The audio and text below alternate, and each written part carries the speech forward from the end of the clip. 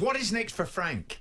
Now, I don't know if you've seen it, but while you were talking there, have you seen quite a few messages go through? Yeah, I mean, what about Simon Jordan's former club, the club he used to own, Crystal Palace? It's easy for me to say because Palace tried an experiment 3 or 4 years ago to try and change the way that they played and the way that they looked and felt, because they'd gone from Pulis to Sam with a sort of staid way of staying in the division, and the American owners wanted a bit more ambition and a bit more zest about the way we played. Brought Frank de Boer in, disaster, got rid of him, brought Roy in, and the rest is history. Lampard, to me, will have learnt, as much as this will be difficult for him to take, he will have learnt more from this. The metamorphosis from being a player to a manager will now be complete, because he's now been fired from a job. He'll see what players.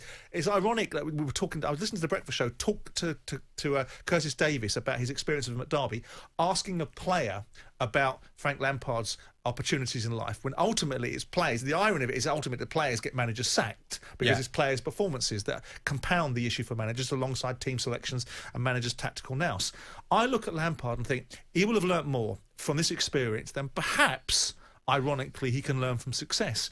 And Palace are going to be, it's easy for me to say because I'm not in situ having to take the risk, but I can see a fit with Lampard with a revitalised, better balanced management team going into a club like Palace with a very experienced assistant manager.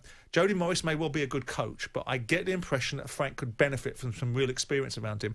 And I can see a fit with a club like Palace. It's a risk, but I'm not in the camp that Frank Lampard is an idiot manager and doesn't know himself. I know Chelsea fans are piling on now, but I actually think there were times during this 18 months when Chelsea looked very good. And at the beginning of this season, the big criticism was Chelsea couldn't defend. And for the first 15 or 16 games, that allegation was removed from Chelsea. They looked very strong. They looked like they're fixing certain problems. Yeah.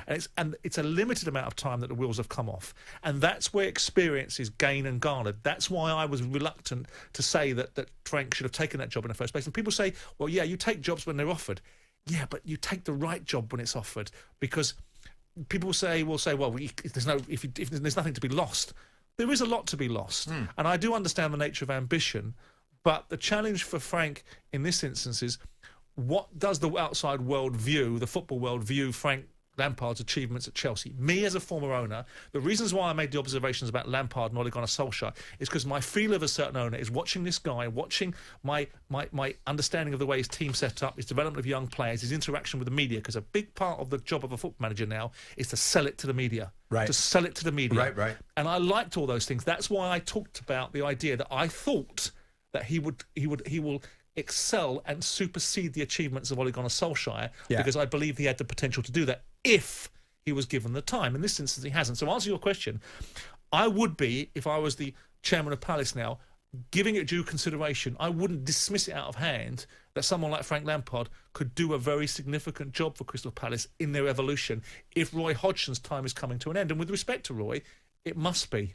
because you're getting to the stage at Roy's age and career where the vigours and rigours of football may become a bit more taxing. Exactly. And also you've got a brilliant setup in there with Ray Lewington that he could possibly walk into and inherit. And just because Ray Lewington is an excellent coach.